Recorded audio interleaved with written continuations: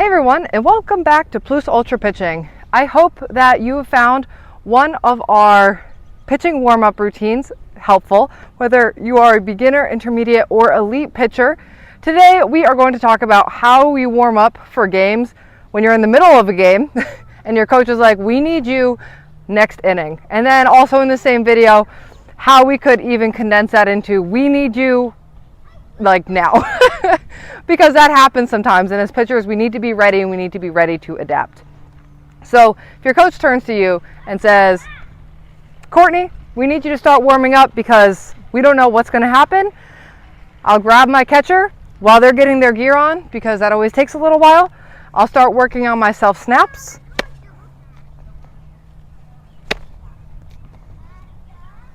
Until they are ready, and then once they're ready, I'll start immediately going into my backward circle drill, honestly, or the nasty nester drill.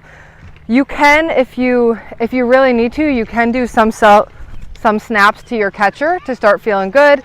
If you need to start doing some different spins to your catcher to feel good, that's totally okay, but try to limit it to no more than like 10 reps of any pitch, because you're kind of on a time crunch in the middle of a game.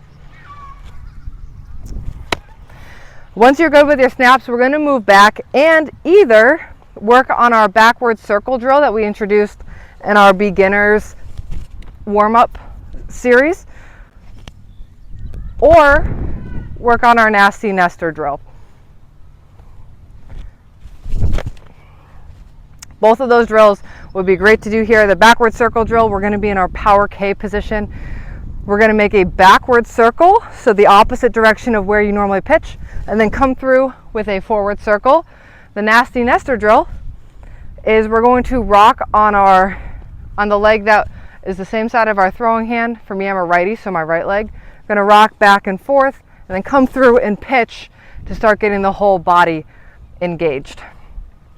After I do those two drills, again, I usually don't do more than 10 reps of each of those, and if I have a lot of pitches to warm up, maybe I'll do like 7 reps per pitch. But if you're in a time crunch, you really got to prioritize what pitches you want to warm up first.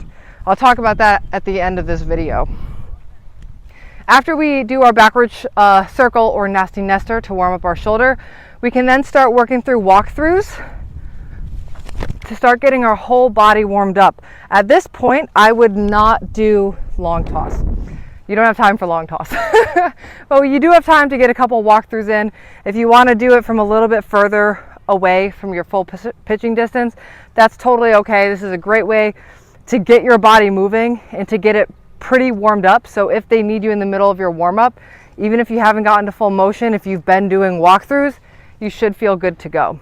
And I will do walkthroughs for all of my pitches. So fastball, changeup, curveball, screwball, drop ball, rise ball. You can do it for pretty much any of your pitches. So do a couple of walkthroughs.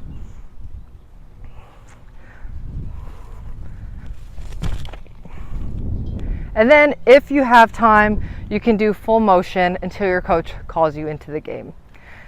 Sometimes you don't even have time to get through all of that, and your coach needs you in like this batter, right? So in those cases, I would skip right to the backward circle nasty nester drill, immediately start getting the shoulder warmed up, because that's usually what I find is a sticking point. If my shoulder doesn't feel good, it's really hard to pitch well in the game. So if the coach calls me and they're like, oh, we need you now, you could run out, do a couple backward circles, a couple nasty nesters, or if you're really pressed for time, you could go straight just to the walkthroughs.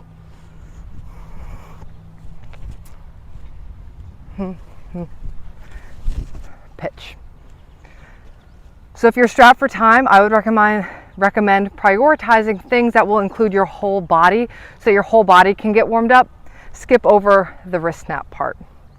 Now, all this being said, I also want to offer some advice for young pitchers out there to avoid feeling rushed and pressured to get ready really quickly. One of the ways that I would recommend doing this is to stay engaged in the game and start noticing when your teammates are having a tough time, right? sometimes they're having a tough time finding the strike zone. If you notice that they're throwing a lot of balls or that they're walking a lot of batters, might be time to just grab a catcher and just start warming up, right? Or if you notice that the other team is starting to get a lot of hits off of your teammates, might be a good time to grab your catcher and start warming up. Always good to be proactive instead of waiting for your coach to tell you to warm up, because that's when you feel really nervous and tense and that pressure. And it also looks really good for the coaches when you're engaged enough in the game to see the situation happening and be like, oh no, she needs my help. Let me go grab, my friend Lucy over here. Shout out to all catchers named Lucy, to come catch to me in the bullpen for me to warm up and get ready for the game. That way, once the coach realizes that they want to make a pitching change, you're already ready to go. You don't need to start warming up. Another thing I would suggest, if you and your coach realize it at the same time that you need to start warming up, is to prioritize which pitches you should warm up first.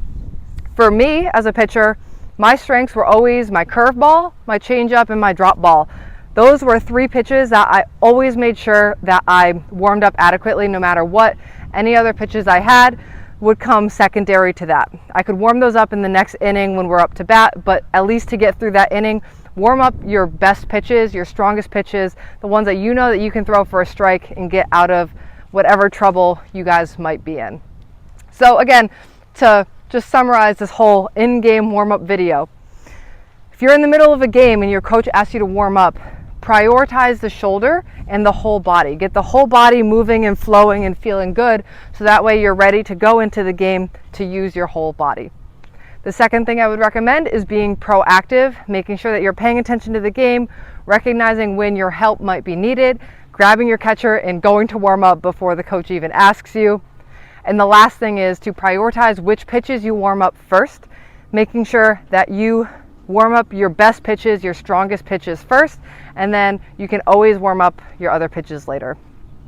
I hope that this was helpful. Let me know if you have any questions in the comment section down below. Give this video a like if you like it, so we can help other pitchers around the world. Subscribe to the video if you haven't, to our channel if you haven't already, because we put out new videos every single week. And a really big thank you to everyone who already has. We're so excited to have you on board with us. We will see you guys in our next weekly video. And as always, plus ultra.